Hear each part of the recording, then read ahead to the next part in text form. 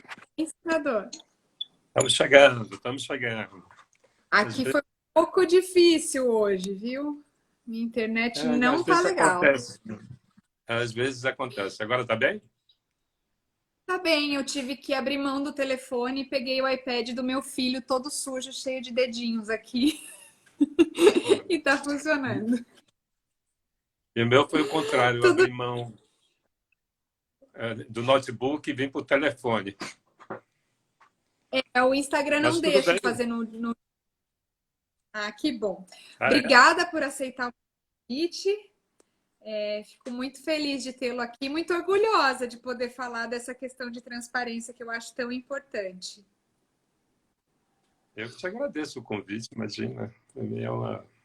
Para mim é uma militância falar de transparência, viu? Porque eu acho que é o caminho para ampliar a democracia. Num país tão fechado como o nosso, não é? Esse passo importante da democracia, que foi a lei da transparência, nos permite ampliar a democracia. Sem dúvida.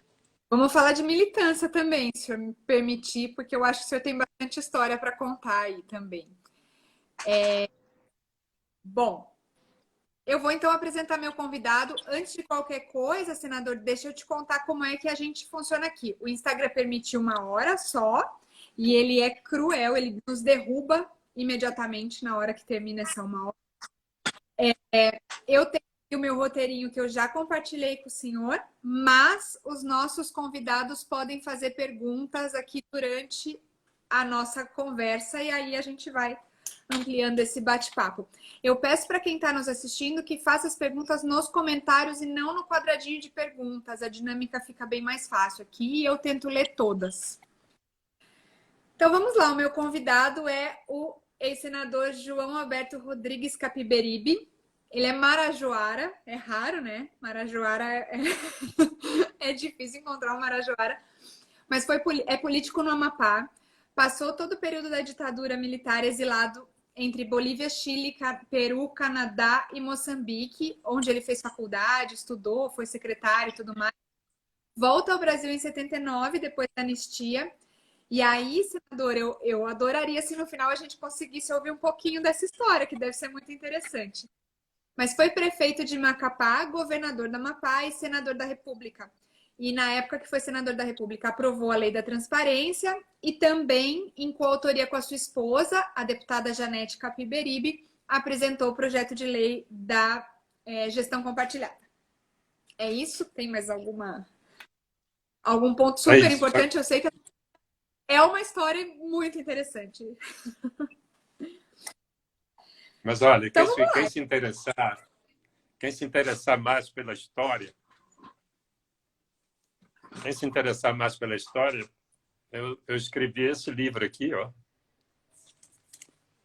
Florestas do Meu Exílio. Eu não sei como é, de que lado. Legal. Ele fica Flore... espelhado mesmo. Assim, Ele fica espelhado, o pessoal vai procurar e eu faço também de ler.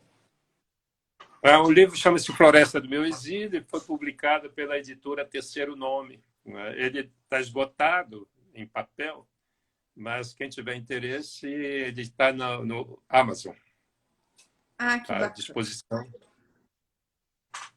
Aqui, né? Mas por onde começamos? Aí você é que dá Então o vamos. norte. Né?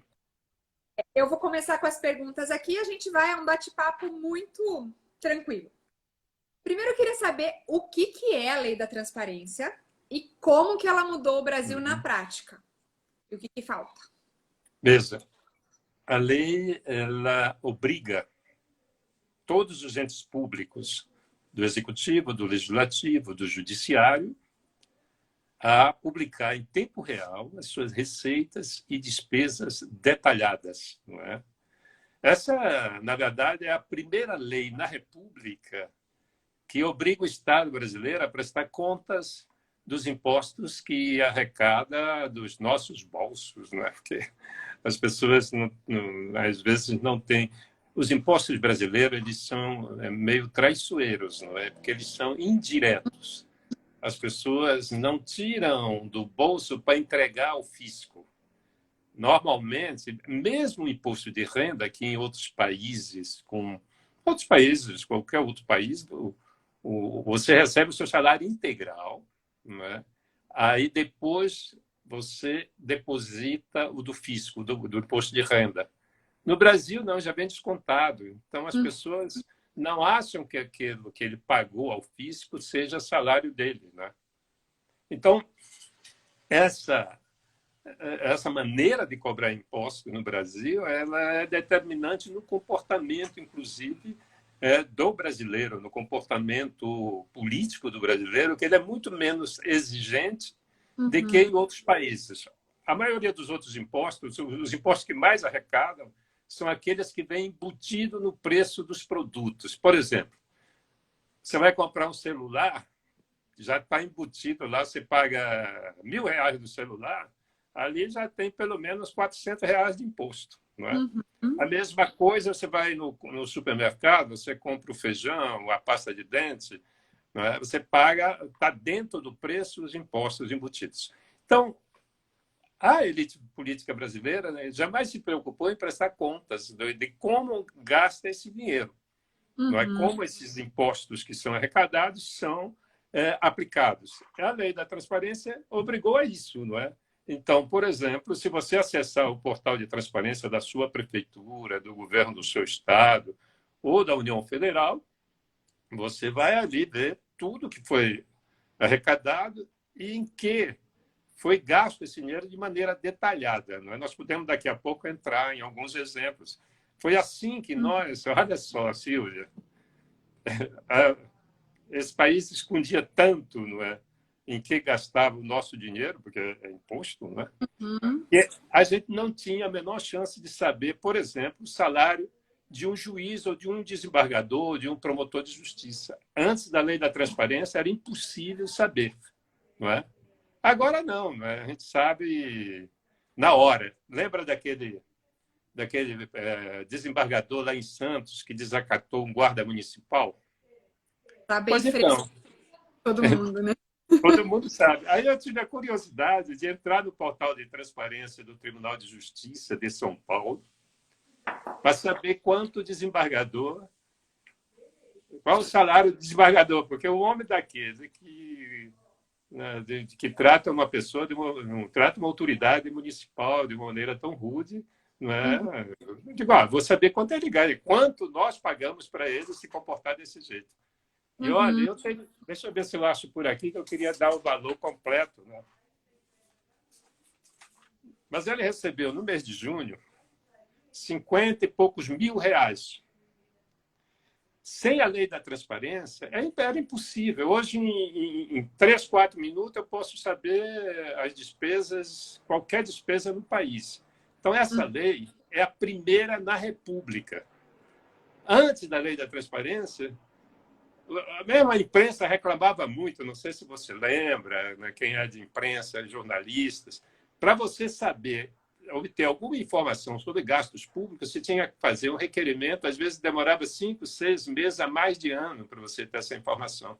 Depois da Lei Complementar 131 de 2009, que é a Lei da Transparência, você obtém essa informação em poucos minutos, não é? Então, e ela é uma lei que terminou prevenindo muito a corrupção, né? Por quê? Porque quando o governo vai fazer uma compra, em geral, nós, quando vamos no supermercado, a gente leva o nosso cartão de crédito ou o dinheiro no bolso, não é? Chega lá, a gente tem uma listinha de compra, né? Chega lá, pega, coloca tudo no carrinho, vai no caixa e pimba, paga, né? O governo faz um pouco diferente. Ele faz a sua lista de compras, não é? E faz uma tomada de preço para ver quem oferece o menor preço. E aí, aquele que ofereceu o menor preço, aí o governo faz uma nota, que ele chama de nota de empenho. Não é? E dizendo que ele vai comprar, ele assume um compromisso legal de comprar tudo aquilo que está na nota de empenho. Não é? E aí, a lei da transparência obriga você a colocar aquela nota de empenho na internet. Ou seja, se, por exemplo, o governo, nesse caso, se tivesse um pouco mais de vigilância do cidadão, no caso da compra superfaturada dos respiradores, Uhum. Essas compras poderiam ter sido bloqueadas antes de serem adquiridas. Então, Bastava. precisa não só da lei para dar transparência, mas a gente precisa do cidadão engajado. Isso aí é outra fase. O cidadão engajado, você bateu num ponto assim que eu imaginava. Veja, eu fui prefeito da minha cidade. Aí eu já vou misturar a minha vida pública Opa, com essa não, lei, porque posso misturar? por Então, favor, eu fui faz parte. prefeito. Eu Faz quero saber parte, mais né? da vida também. O que é importante é que quem está nos ouvindo entenda, não é, com profundidade a importância da transparência dos gastos públicos e das receitas públicas. Quando eu fui prefeito da minha cidade, Macapá, isso em 1989 a 1992, em 1991, eu resolvi prestar contas públicas. Aí eu fiz um painel na frente da prefeitura, um painel enorme, né? E aí eu colocava as receitas de um lado e em que era gasto de outro. Uhum. Eu sempre tive a curiosidade em saber qual eram as fontes de receita e como era gasto as despesas governamentais. Sempre, desde muito jovem, eu tive essa curiosidade. E quando eu fui prefeito assim de uma maneira muito surpreendente, porque ninguém Uhum. imaginava que eu fosse me eleger prefeito da cidade, não é? E eu terminei eleito, e aí eu cumpri esse compromisso de prestar contas públicas, não é? E depois, com a tecnologia digital, que veio facilitar enormemente a vida de todos nós, e com a comunicação em rede, né, eu organizei, né, já como governador, eu me elegi prefeito, a transparência deu tanto certo, tão certo, que eu terminei eleito governador, sem a Uhum. prática do fisiologismo, sem a prática do clientelismo político, sem corrupção, né, que é muito raro você se eleger sem essas práticas comuns na política nacional. Mas eu me elejo exatamente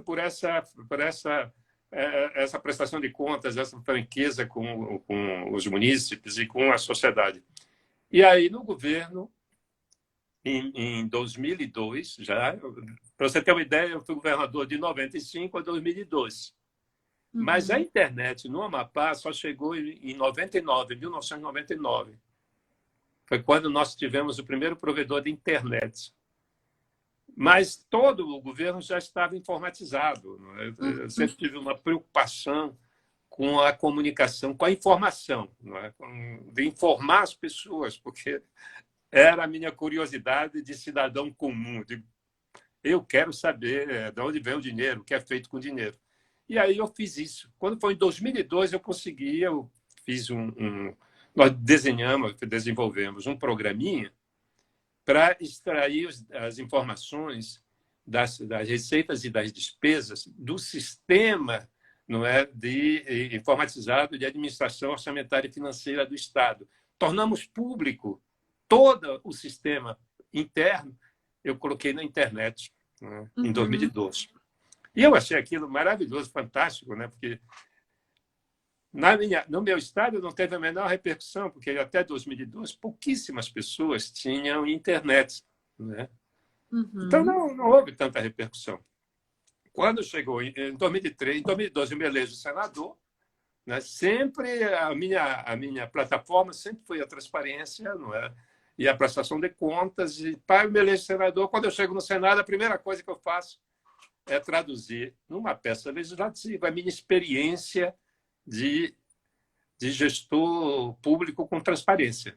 E dei entrada em 2003, aprovamos em 2004, não é? E aí, quando chega em 2005, 2004, foi aprovado em novembro de 2004, não é? Quando chega em 2005, eu levo uma rasteira, né? E me caçam um mandato. Eu acho muito tem a ver com essa história, não é? Que as pessoas, né? A acusação que me cassou o mandato foi de que eu teria comprado 2 eleitores por R$ 27, pagos em 2 Eu. prestações. Uma antes da eleição, outra depois da eleição. Então, na verdade, me tiraram, né? Me eliminaram, tentaram me eliminar da política naquele momento. Aí, em Uhum. 2004 a gente aprova a lei da gestão compartilhada, a lei da transparência, e vai para a Câmara. Na Câmara era o governo do PT. As pessoas dizem que eu sou petista. Não, eu não sou petista. Eu não apoiei o governo Lula, era oposição ao governo Lula, porque não combinava com a transparência que eu gostaria que o governo tivesse. Mas, enfim, aí, quando, em 2006, a minha mulher era deputada federal, também teve o seu mandato cassado, né? Também teve o seu mandato cassado, junto comigo. Né? Olha, nós fomos presos juntos, nós fugimos da prisão juntos. Né? Nós ficamos... Hein? Chegaram a Sim, ser presos? eu passei 11 meses preso, até conseguir fugir da prisão. O livro conta um pouco essa história, e tem cada história nesse livro aí. Todo mundo que lê o livro me diz o seguinte: Cristóvão Buarque, que você entrevistou, não é? Fez uma resenha em vídeo do livro que está na... É só colocar Florestas do Meu Exílio, Cristóvão Buarque, que você vai ver o que ele aprontou. Ele é um fã do livro. Cristóvão é um fã, ele adorou o livro. Mas, então, vamos voltar à lei. Quando foi em 2009, com a articulação de Janete, na Câmara Federal, aprovou a lei da transparência. Né? 2009. Eu acho importante, senador, dizer que o senhor foi absolvido também, né? Pelo TRE. Não. Pelo TRE do Amapá eu fui absolvido. Foi no TSE. Né? Foi encomendado. Eu tinha um adversário, eu sou muito ruim de escolher adversário. Né? Eu escolhi como adversário... não. José Sarney era meu adversário. E eu nunca recuei diante de nada. Né? Então, ele tentou me eliminar de todos os jeitos, me tirou. Só que eu voltei em 2010. Né? Eu voltei para o Senado. Eu fui eleito de novo senador em 2010.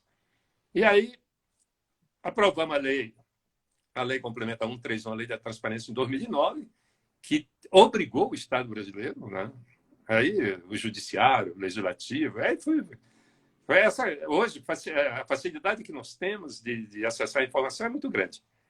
Eu imaginava exatamente aquilo que você falou lá no começo, o exercício do controle social, ou seja, o cidadão controlando os gastos públicos, antes que ele aconteça. Né? Falta exatamente isso na sociedade brasileira. É isso que nos falta. E aí, eu vou concluir a história e depois você vai fazer os seus questionamentos, as suas perguntas junto com os seus internautas. Anote aí, que aí eu vou chegar ao fim, eu vou chegar com certeza. Aí eu imaginei, eu digo, mas olha, eu que imaginava que na hora que tivesse as informações, a imprensa, o cidadão, todo mundo ia correr em cima para impedir que a corrupção continuasse no país. Do lado da imprensa, eu entendo que a imprensa vive da informação, não é verdade? E se ela revelar a fonte da informação, ela perde a graça, né? Perde a sua função. Aí a imprensa, claro, ela vai lá, pega as informações, mas não revela a fonte. Eu tirei isso do portal da transparência. Vá lá, cidadão, você também pode controlar. Você...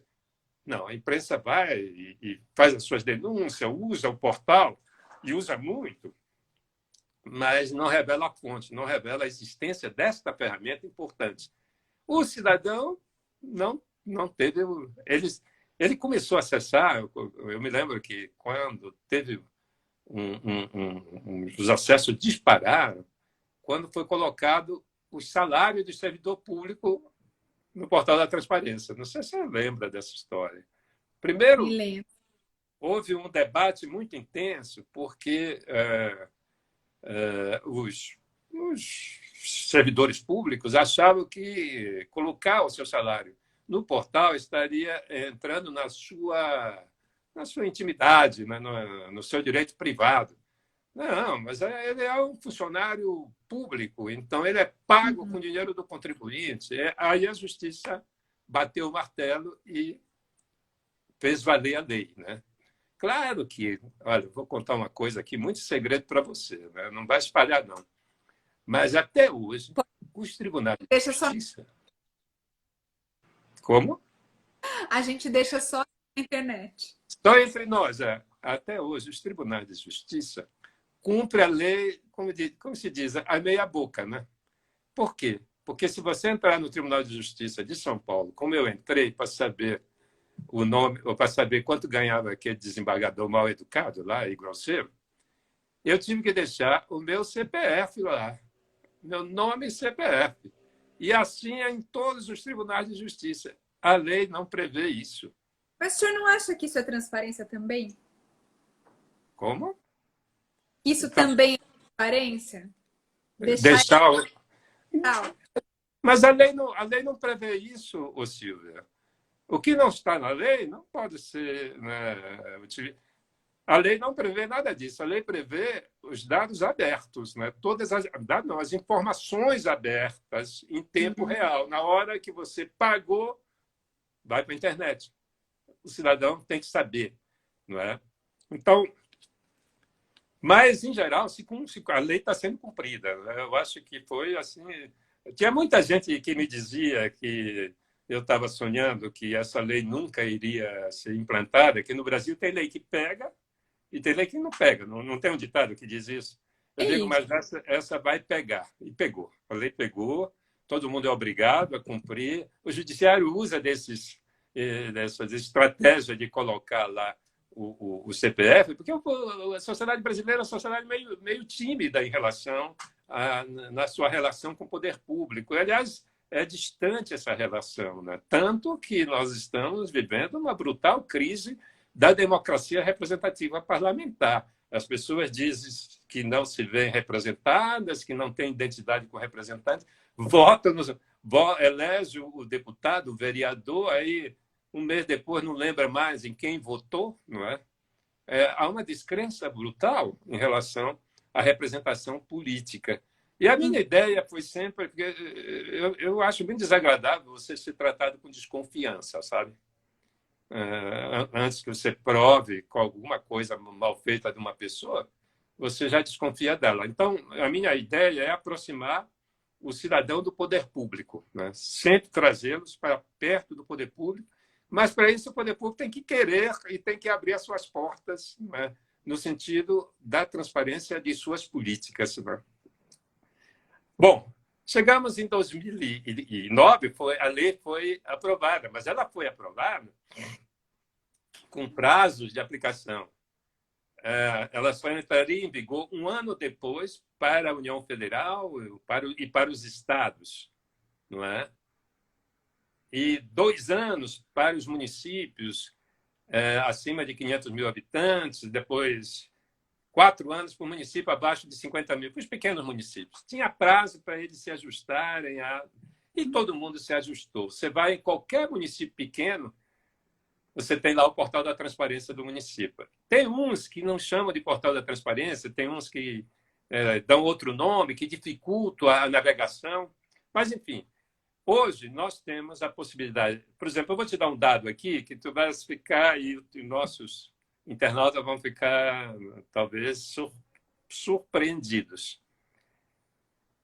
As emendas parlamentares, não é? Que pouca gente sabe o que é. Não é? Acho que eu podia. Até era uma pergunta minha, mas acho que você podia explicar exatamente o que são as emendas parlamentares. Eu vou, com o maior prazer. Olha, nós temos 513 deputados federais e 81 senadores. Cada parlamentar tem direito a incluir no orçamento da União, anualmente, um valor de emenda individual de até 15 milhões de reais. Ok? Então, o deputado lá do Rio de Janeiro, de São Paulo, do Amapá, ele escolhe os projetos que ele quer pôr o dinheiro. Desses 15 milhões, a metade, 50%, é obrigatoriamente investido em saúde. Os outros 7 milhões e meio, aí ele pode investir em obras. Pode ser asfaltamento de rua, drenagem, pode ser construção de escola, construção de unidades. Ele escolhe o projeto, né? Cada estado tem direito a apresentar, agora mudou, eram 3 emendas de bancada. Então, essas emendas podem chegar a 200 milhões, 300 milhões. Então, já é uma coisa grande, a emenda de bancada, e tem as emendas de comissão. Tá. O que é que ocorre? Hoje, para você ter uma ideia, no orçamento da União, o maior orçamento que nós temos é de emenda de bancada para investimento. Não existe outro orçamento tão significativo para investimento do que as emendas de bancada, as emendas parlamentares. Então, você tem, hoje, nós temos 17,6 bilhões de reais de emendas parlamentares, 17,6. Anote aí. Junte o orçamento, se você juntar o orçamento de vários ministérios, de 6 a 8 a 10 ministérios, não chega a esse valor. Pode, é porque eu não tenho aqui, desde o Ministério da Integração, só os grandes, quem tem valores altos é o Ministério da Saúde, o Ministério da Educação, que é obrigado em lei, tem um percentual, não é? Mas os outros ministérios, turismo, esporte, cultura, não é? Ciência e tecnologia, se somar todos eles juntos, não dá as emendas, não chega ao valor das emendas parlamentares. Desses 17 bilhões de reais para 2020, já foram pagos 9 bilhões. Já foi entregue. Aí eu pergunto, quem controla esse dinheiro? Quem é que controla? Porque os tribunais de contas, eles só vão tomar as contas depois de executado o orçamento. Depois o dinheiro já sumiu. Então, a lei da transparência, ela permite isso. Mas, como você disse, faltou o cidadão se apropriar dessas informações e exercer o efetivo controle. Aí eu digo, não, nós temos que dar um passo adiante. Aí eu fiz experiência com emenda parlamentar. Está falhando Antes que o senhor adiante, deixa eu voltar um pouquinho. Então, essas emendas, apesar desse valor assustar, a minha pergunta é, esse não é efetivamente o dinheiro que chega ao cidadão, desde que não haja corrupção? Então, assim, a sensação que eu tenho com as emendas é que é justamente aonde o parlamentar pode mostrar para a sua base que ele está trabalhando. Não é só ir lá votar projetos macro, mas ele conseguir uma emenda para a sua região e conseguir fazer uma escola, conseguir fazer um hospital, conseguir fazer uma obra maior, é efetivamente aonde o parlamentar está mostrando para a sua base eleitoral que o dinheiro está chegando. Exatamente. Não, eu não estou. Assim, eu acho que essa não é a função do parlamentar. A função do parlamentar é legislar e fiscalizar as ações do executivo e articular políticas, né? Essa história das emendas foi criada nesse presidencialismo de coalizão para segurar a base parlamentar do presidente. Foi para isso que foi criado. Só que, a partir de 2015, o Congresso votou uma lei que torna as emendas parlamentares impositivas. Ela independe da vontade do governo federal. Aí, mais do que nunca, é necessário a fiscalização do cidadão. Porque, Silvia, em plena pandemia, estão roubando dinheiro para combater a Covid, estão desviando, contratando, fazendo contratos milionários, não é? Superfaturados. Imagina, isso aqui é rotina na sociedade brasileira. E as instituições, como, por exemplo, que controlam, como é o caso dos parlamentos, dificilmente você vai ter um prefeito governando com minoria na Câmara Municipal. Agora, como é que ele compõe essa maioria? É dando o que se recebe. Tá aí, olha, não vai longe. O presidente Bolsonaro, que se elegeu dizendo que ia fazer a nova política, que ia mudar tudo, não, até está nos braços do Centrão, né? E lá com o Centrão não tem outro jogo. É dando o que se recebe. E ele está fazendo o jogo como todos os presidentes fizeram, né? Para você se sustentar, Se ele não fizer, ele garante governabilidade ou ele fica de mãos atadas? Mas ele sabia disso, né? Ele foi parlamentar há 28 anos. Ele Não, não tem prometeu porque sabia. a menor dúvida de que ele sabia. Talvez ele Ele um sonho sabia.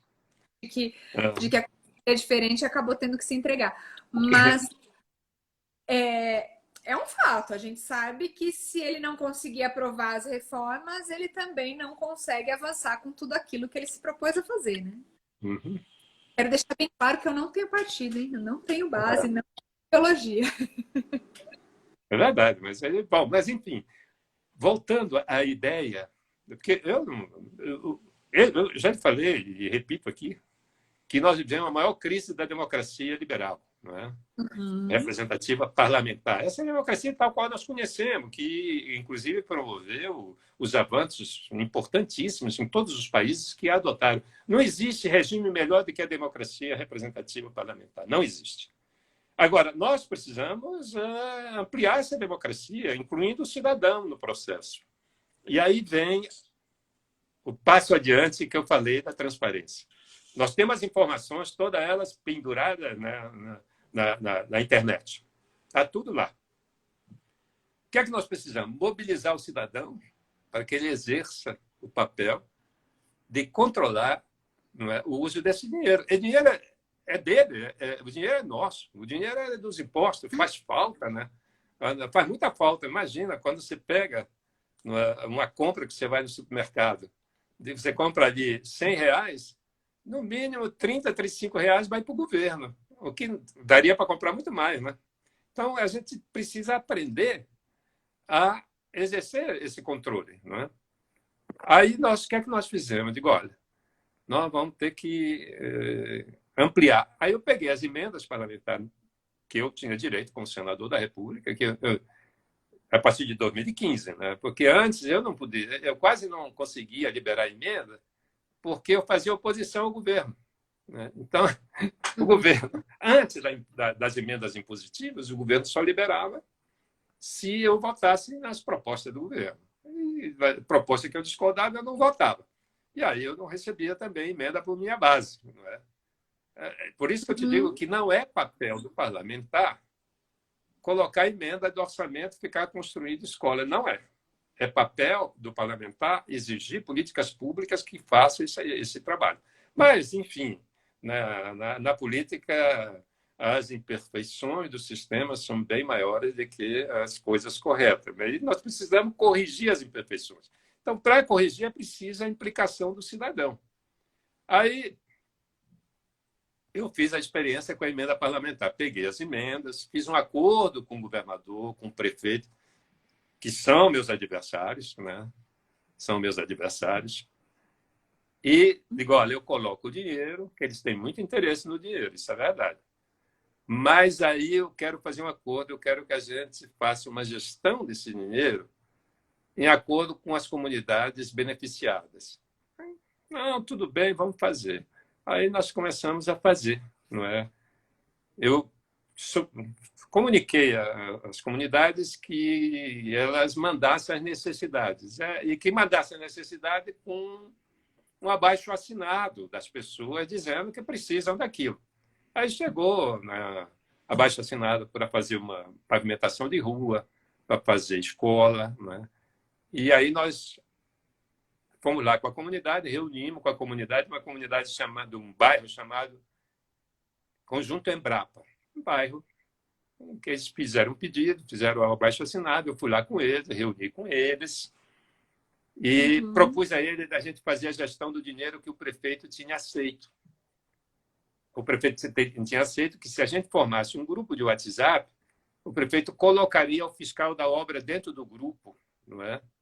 E obrigaria a empresa que ganhasse a licitação a também colocar o engenheiro da obra dentro do grupo. E assim nós fizemos.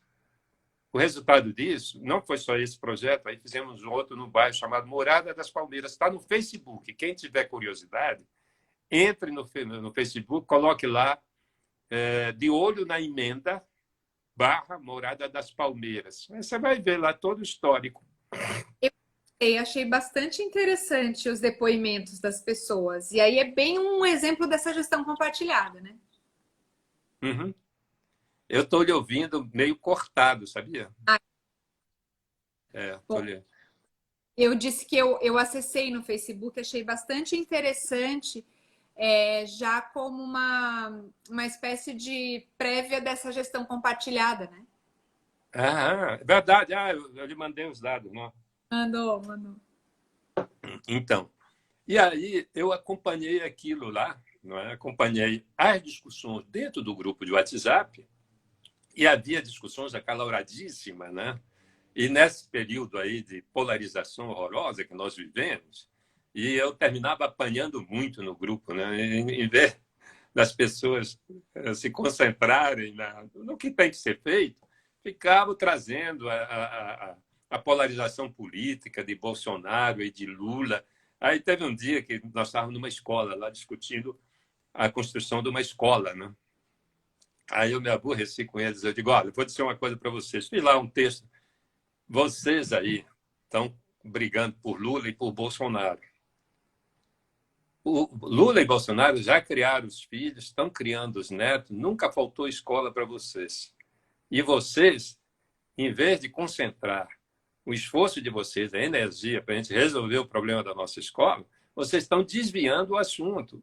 Vocês querem ou não querem escola para os filhos de vocês? Aí que eles se deram conta e passaram a se concentrar naquilo que deveria ser feito, né? Essa é uma questão que eu ia fazer para o senhor. Nessa ideia de gestão compartilhada e grupos de WhatsApp, como prevê o projeto de lei apresentado pela deputada Janete e pelo senhor, o tamanho do risco de ser usado de forma política. Não só nesse momento de polarização, em que tem um debate político dentro do grupo mesmo, mas de ser usado de forma política para o bem ou para o mal. Não sei se o senhor entende o que eu quero dizer. Por exemplo, algum líder acabar usando isso como plataforma política efetivamente, ou para fazer uma oposição a pessoa que está à frente das obras lá no executivo, ou até para depois conseguir votos e se estabelecer aquilo como uma plataforma eleitoral. Isso não é um grande risco? Se não houver regra. A lei, foi por isso que eu pensei na lei.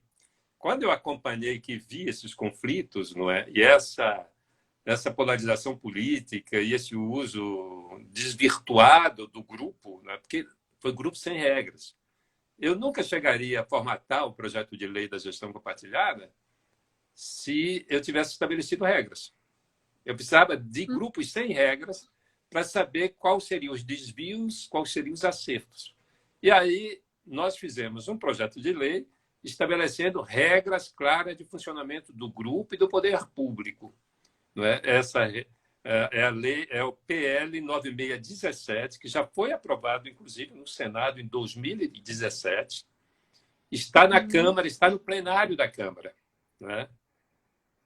Eu estabeleci regras claras, porque eu observei isso na prática. E está lá Conta para a gente, qual é o tema central desse projeto que a gente está falando aqui, porque eu já li, né? Mas eu acho que quem está ouvindo ainda não conhece os detalhes.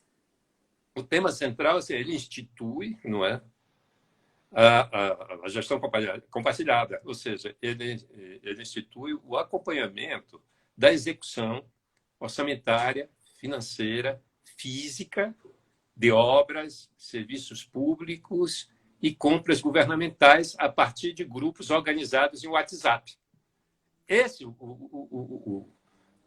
A estratégia é o uso da tecnologia digital, é o uso das novas ferramentas que nós temos. Então, você ou o WhatsApp ou qualquer outro, eu estou falando em aplicativo. Né? Qualquer aplicativo você pode na sua mão. Essa seria uma Aí, o que é que evolução acontece? da transparência, né? Ela traria efetivamente o cidadão para fazer essa gestão da lei da transparência. Exatamente. Nas experiências que nós fizemos lá em Macapá, a obra foi feita com qualidade, porque teve uma dessas obras que o prefeito resolveu inaugurar. Anunciou que ia inaugurar, aí os moradores... Tem muito problema na obra, só depois que corrigir tudo. Aí ele mandou a empresa de volta, corrigiu os problemas, e aí nós inauguramos. Eu até fui na inauguração. E também sobrou dinheiro, que é raro em obras públicas sobrar dinheiro. Você sabe disso. Todos nós sabemos disso. Pois em todas essas que nós fizemos com grupos de gestão compartilhada, as obras foram concluídas com qualidade e com sobra de recursos, o que mostra que é absolutamente necessária a aprovação dessa lei. Está no plenário da Câmara Federal para ser aprovada. A gente tem pressionado muito o Rodrigo Maia para ele colocar em votação. Já chegou a ser o item número 1 da pauta, mas alguns deputados ligados aos prefeitos não aceitaram, queriam rediscutir o projeto. Eu digo, então vamos rediscutir. Nós rediscutimos, fizemos modificações e está lá com as modificações exigidas pelos prefeitos. E só falta, então, aprovar o projeto. Eu espero que a gente consiga aprovar ainda nos próximos meses. Essa é a minha expectativa. Agora, me conta uma coisa. O senhor, com essa bandeira de transparência muito forte, e eu aqui desse lado lobista, gostaria de saber o que o senhor acha do lobby, como é que ele deve ser regulamentado e como é que ele pode ser feito de forma transparente. Eu acho o lobby absolutamente legítimo, não é? Eu acho que, claro, eu vivi muito isso, né? Quando eu era senador, em várias ocasiões, eu tive a oportunidade de conversar com muitas pessoas que defendiam pautas lá, defendiam interesses, não é? E é normal, eu acho absolutamente normal. Inclusive, gostaria muito que você fizesse lobby para aprovar a lei da gestão compartilhada. Podemos. Eu gostaria muito que você mobilizasse, né, todo o seu setor de atividade aí para nos ajudar a aprovar essa lei. Porque você tem... o parlamento é um colegiado, né? São gente que pensa completamente diferente. Então, para você conseguir unificar uma ideia, tem que ter alguém ali insistentemente conversando, não é? Porque quantas milhares de projetos não são apresentados a cada momento nos parlamentos, não é? Como é que eu vou destacar um projeto de milhares? Né? Tem que ter gente trabalhando. Eu concordo plenamente. Agora, o lobby tem que ser feito com absoluta transparência, né? E sem corrupção no meio. Porque, olha, essa é a nossa... Quando a gente criou a Think Brasil e começou a fazer essas lives, é justamente isso. Porque a gente acha que a defesa de interesses é legítima. Eu, como lobista, não tenho nem partido nem ideologia. Eu me relaciono com qualquer partido, qualquer político. Mas a gente achou uma forma de fazer lobby de forma muito aberta. Então, é justamente isso. Eu dou espaço para que se defenda uma pauta aqui e torno essa informação disponível na internet para que ela possa servir de conteúdo para qualquer parlamentar ou qualquer pessoa que tenha interesse na pauta. Então, é assim que a gente chama de fazer eu concordo plenamente. Tem país que é regulamentado o lobby, não tem? Não tem vários países que têm o lobby regulamentado? Tem. No Brasil, a atividade, o lobista já é uma carreira regular, né? Já tem o CNAE lá da carreira. O que existe são vários projetos de lei tramitando no Congresso com diversas questões ali, muito abertas ou muito fechadas, né? Então, acho que precisa achar um caminho ali para que se garanta a transparência, não corrupção e a defesa de interesses ampla e legítima. Né? Mas isso é muito bacana falar de transparência quando a gente justamente aqui está tentando dar transparência para essa carreira que é tão olhada com desconfiança. Né? E tão necessária também, porque existe o lobby das grandes corporações, mas existe o lobby social também, existe o lobby que vai buscar... Claro. Sindical, corporativo, todo tipo. Ambiental. E esse projeto de gestão compartilhada, eu li em detalhes e achei uma solução muito barata, simples e efetiva, né? Rápida. Grupo de WhatsApp, todo mundo tem acesso. Agora, se o WhatsApp não funcionar, tem o Telegram, tem redes sociais, tem tudo que a gente possa... todas as ferramentas estão aí disponíveis de forma gratuita. Por que ele ainda não passou? Então, Olha, inicialmente foi essa. No Senado foi rápido, em 2 meses aprovou no Senado, né? Foi muito rápido. Os deputados são muito mais vinculados aos prefeitos. Então, os Uhum. prefeitos alegam que isso vai ter custo, né? Que ele ia ter custo e tal. Era a mesma alegação que faziam da lei da transparência, exatamente a mesma, não é? E aí, o que é que uma parte do regramento da lei, né, foi retirada, porque é fundamental você ter regras claras no grupo de WhatsApp, né? O novo o projeto substitutivo, o PL substitutivo, ele retira algumas exigências, não é, de prazo, não é? Porque o prazo nesse momento da tecnologia de comunicação e informação, os prazos encurtaram muito, não pode ser mais prazo de 1 ano, né? Então, por exemplo, eu peço eu organizo um grupo de WhatsApp, olha, a prefeitura lançou um edital aí para comprar medicamentos para combater a Covid. Aí eu vi aquele edital lá, Uhum.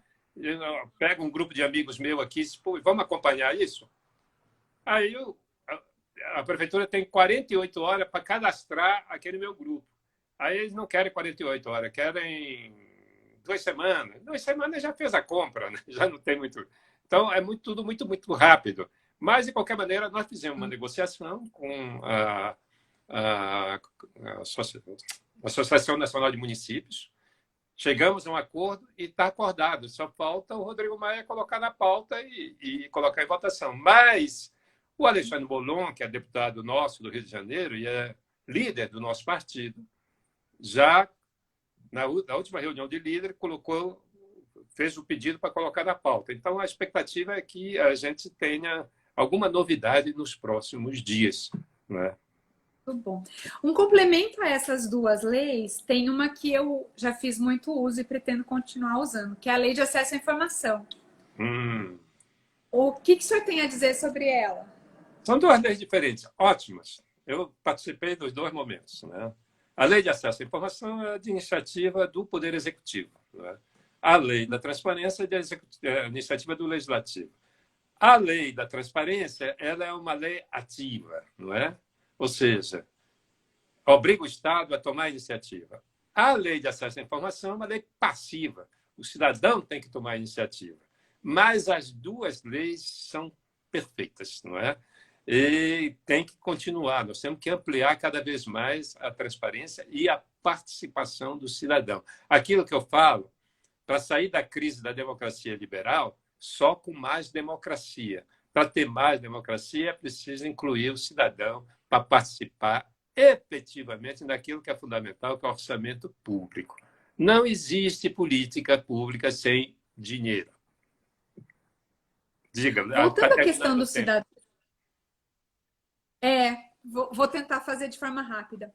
O senhor não acha que existem carências muito grandes com relação à educação e cultura do cidadão para que ele possa atingir esse nível de maturidade de gerir uma obra pública, mesmo que indiretamente? Pela minha experiência, não. Olha, se você pegar o grupo de WhatsApp da Passarela Vagalume é casa feita sobre palafitas, num bairro pobre do Laranjal do Jari. Eles estão lá intensamente debatendo, discutindo a construção da obra, sem nenhuma dificuldade. Quando eles não conseguem escrever, eles mandam áudio. Mas eles participam ativamente. Sexta-feira que vem, agora, eu vou fazer uma live com os moradores da Passarela Vagalume, porque está dando problema na obra. Então, nós vamos fazer uma live, né, pela minha fanpage no Facebook, para discutir os problemas. E vamos convidar alguém da prefeitura para ir lá explicar por que está tão demorado se o dinheiro já está no caixa. Porque todos eles sabem que o dinheiro já está no caixa da prefeitura. Então, por quê? O projeto de engenharia está pronto, eles já começaram a obra, já avançou não sei quantos metros. O que está acontecendo? Então, nós vamos fazer essa live. E é gente que não sabe nem escrever, mas sabe da importância de construir a passarela para ela e para os filhos. E sabe que o dinheiro está na conta. E tem todas as informações. O problema E Fazendo que lobby o poder digital, público então. é é um lobby digital, né? E o poder público tem que ajudar, né? Porque aquilo que você falou, numa sociedade que ainda com uma brutal exclusão digital, é verdade, não é? Tem uma exclusão enorme, mas não tem mais segredo, Uhum. né? Porque mesmo nos bairros mais carentes, 27% dos moradores dispõem de uma conexão de internet, né? Você não dá mais para esconder, né? Então, Uhum. aqueles 27% terminam passando para os outros que não têm acesso à informação sobre a execução de uma obra de tamanha importância para toda a comunidade. Então, e eu acho que tem que apostar na educação digital. Nós não podemos mais permitir que as nossas escolas, não é, sejam privadas da comunicação digital. Né? Isso aí, a pandemia, inclusive, veio acelerar esse processo. Né? A pandemia veio e está acelerando o processo de inclusão digital. Só que eu vejo os governantes de braços cruzados a essa nova realidade. É preciso definir políticas de inclusão digital com muita rapidez e também da educação, não é, da escolarização através da educação à distância. Mas não dessa forma, né, atabalhoada, de uma forma planejada.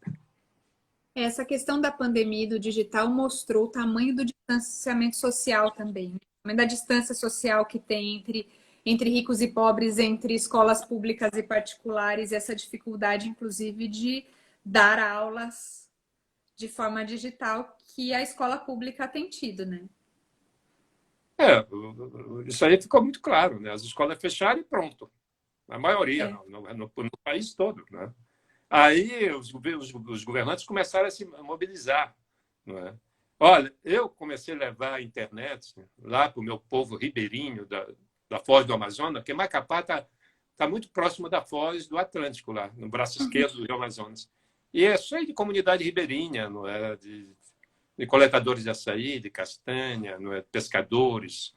E aí, na década de 90, eu coloquei num barco os computadores com uma antena de satélite e fizemos para preparar aquelas comunidades para a inclusão digital, para o uso da internet.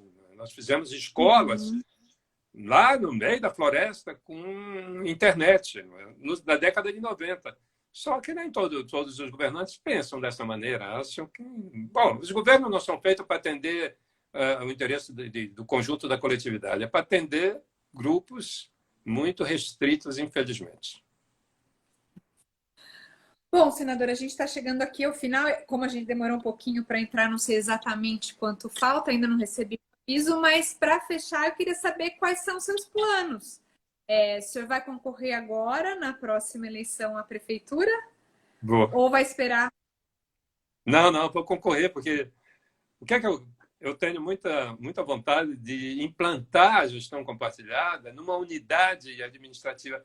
É bem verdade que já existem duas prefeituras no Brasil fazendo isso. A Prefeitura do Conde já implantou, já aprovou a lei da gestão compartilhada. É uma prefeita inteligentíssima, brilhante, só podia ser uma mulher. Olha, só mesmo uma mulher tem essa sensibilidade na flor da pele para entender que a democracia só se avança com a participação do cidadão. E no município do Oiapoque, no município do Oiapoque é o contrário. É uma mulher a prefeita, a Câmara aprovou, mas ela vetou. São mulheres diferentes, né? Mas, enfim. Então, eu gostaria muito de poder aplicar a gestão compartilhada numa unidade administrativa municipal. Então, é isso que me motiva, né? Eu gostaria muito de fazer assim um repial da minha vida pública, né, com a implantação de um grande projeto juntando a transparência que eu comecei na prefeitura de Macapá e concluindo com a gestão compartilhada, que é uma consequência da transparência. Olha isso. E o seu filho é deputado federal, ele continua com essa bandeira também? Não, ele que está articulando a aprovação agora da gestão compartilhada. É ele que está lá com Alexandre Molon, né? E com a bancada do PSB, cobrando, exigindo e pressionando, fazendo aquilo que você sabe fazer com muita habilidade, fazendo lobby pela gestão compartilhada. É isso. Então tá ótimo, senador. Eu agradeço muito, foi muito boa a conversa. Eu queria conversar sobre várias outras coisas, o Instagram que não nos permite, mas queria falar de Amazônia, queria falar de exílio e tudo mais. Vou ler o seu livro e aí depois, quem sabe, a gente faz uma segunda rodada. Muito obrigado, Silvia. Obrigado a todos os internautas que nos acompanharam aqui. Para mim é uma satisfação muito grande poder conversar sobre democracia, né? Democracia, comunicação em rede, que são coisas fascinantes, né? E que eu acho que indicam o nosso futuro, né? O futuro está por aí. O futuro está na comunicação, na sociedade em rede. Claro que não nos fake news, né? Que isso aí tem que desaparecer. Mas eu acho que o lado bom das redes sociais vai prevalecer, da comunicação em rede vai prevalecer, com certeza. Isso que você está fazendo é excelente. Parabéns e continue. Um abraço. É isso. São só ajustes, né, senador? Bom, para quem nos acompanhou aqui, a live fica no meu IGTV e mais tarde ela sobe para o canal do YouTube da Think Brasil. Esperamos todos lá. Um abraço. Obrigada, senador. Obrigado. Tchau, tchau. Tchau, tchau.